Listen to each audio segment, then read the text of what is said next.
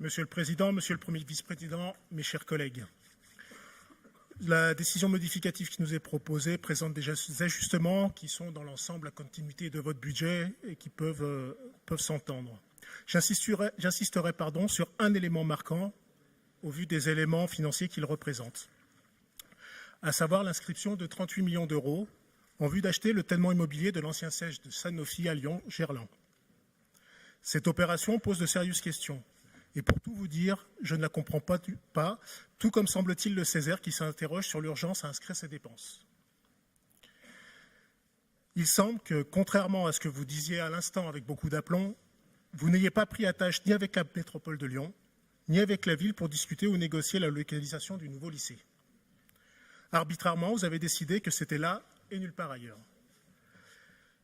Si nous ne remettons à aucun moment en question la construction d'un nouveau lycée sur Lyon, la méthode adoptée par votre exécutif est troublante.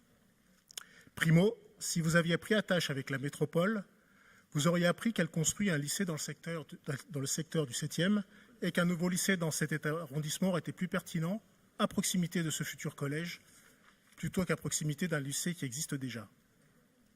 Deuxièmement, peut-être qu'avec la métropole, vous auriez pu discuter et négocier la cession d'un foncier à titre gratuit ou moins onéreux, comme vous avez su le faire pour le futur lycée de l'Est lyonnais.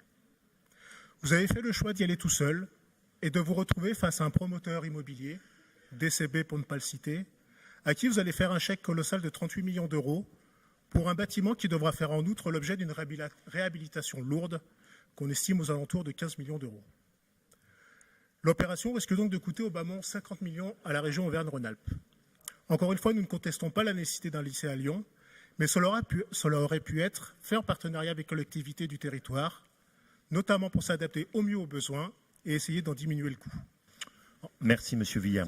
Juste pour dire que nous ne voterons pas cette DM. Bien sûr.